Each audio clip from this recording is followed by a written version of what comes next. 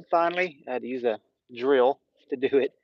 And then I have the first line up. I put it about 32 inches off the ground. And then I'll put the next line up next time I come out. And the line below that is going to go about 9 inches down. That's for the stocker calves, and later on we'll try to put some sheep in. So we are checking it out right now. Let me show you. End of the day, about 5:30 in the afternoon. Yep. And so you see, I made a A-frame here, and I put a little support wire underneath there. All it is some twisted 14 gauge wire, and I bolted this together here with the timeless fence. And I'm using gripples, what that's called. I tightened it by hand, and it's pretty darn tight. You can see. And this is just a little, every post is about 50 feet, so that's 1, 2, 3, 4. So that's about 200 feet or so.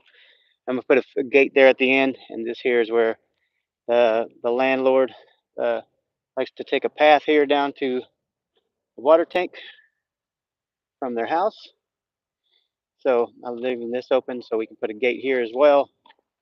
And here's my other one, another A-frame. Got that in with the wire there, gripple, and these can be clamped down. I'll clamp those down later, help it stay hot. But got it done all the way down that way. And this here, going from the one side to the other, it's a quarter-mile fence. All this brush cleared out, and I put them all. What's cool about this timeless, I mean, they have a hole here. Put on the 7th hole, and I put the next one down. These are every 3 inches. So that's 1, 2, 3. He said that's 6 inches, 9 inches here, maybe even lower. Just something for the sheep to slow them down, or even the calves when they're out here, just if they're a little smaller, to keep them from going underneath. When they get bigger, this one here is right at my pocket. See, I just kept it right about my pocket level. And I have cleared out lots of fence. It took me a couple days in all to do it. I get out here around 11 o'clock in the morning, work till about sunset, which you can see there, and I'm killing it. I use 14 gauge wire. There's a lot of suggestions to use 12 gauge wire. That stuff is just so darn thick and hard to work with. And these are small calves that we're going to be running out here, and some sheep. So I'm not too worried about anything. And then if I keep some of the calves as heifers to go on to be cows, they'll be trained to this very well. I'm not too worried about them hitting this and getting out. And this isn't a perimeter fence either. It's just cutting right down the middle from my paddocks, because I have about, 436 feet that way, another 436 feet that way, and each two of these poles, so that's 100 feet. That'll be about an acre. That's what I'm going to separate them into, and I'll probably really close them in and make sure they're stomping the ground real good. And I am going to come out here with a mower and knock a lot of this down before they even get into it, so they have more room to move and don't have to worry about all these. And that's it. And then one thing that you may notice here, this is a little rise. I'm up a little higher than that one now, right in the middle of them. That one's on the rise, and that one's down in the dip, down in the valley. That's where you want to put one in the valley and one on the rise. That's the poles are a little closer then at those times. And same thing down here. They get a little washout here, or not a washout. I guess these plants grew here to help that not happen. But here's this one's in the rise here. We look down there, and I got two in the valley because it's pretty wide. Put a couple of them in there. These things ain't coming out of the ground, man. It took forever to drill these in. And they're about level with each other. And then I got one up there on the rise. So other than that, that's only two spots I really had to take care of. And I can see the end of the fence right down there. And that's what I've been doing, is chopping up that stuff there. That was fun. And then it seemed like I hit every large brush pile in order to get this place separated in half. Just a bunch of ones that look like that. Just have to go through them. You can see the leftovers. I'm going to cut that down to the ground really low, and I'm going to paint them so they don't come back up, especially since this is going to be like my driving trail.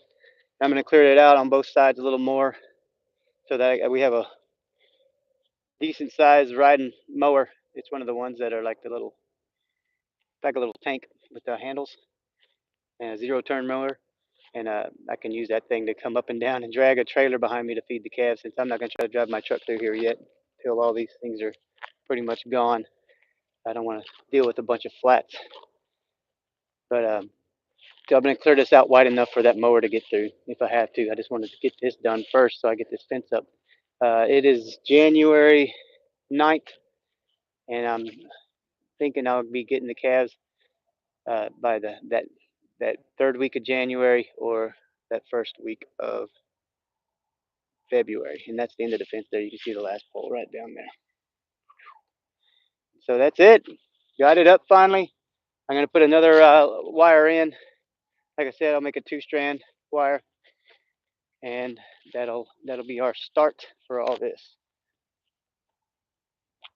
I want to get this hot as fast as I can so the deer get trained to it, because they're going to be running into it.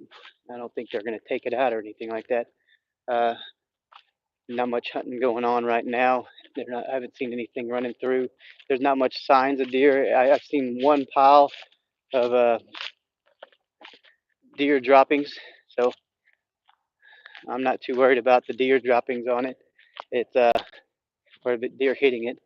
So we're gonna have to leave it for the night and come back out again later and finish her up, and I'll get this wire hot so that the deer, like I said, get trained to it. And then when I get the calves out here, I'll have them in a little corral for a while with some hot wire so they get trained to that. So they need to learn what this is. They're coming from my dad's place. I know he uses hot wire, but I'm also going to be using some braided poly. And I don't know if they're used to that. I want them to go up and have a good sniff of it and figure out what it is before I put them out here. All right, well, that was a few days of fun putting this fence up, and it's a nice little sunset going on out here. I need to go get all my stuff packed up and head home.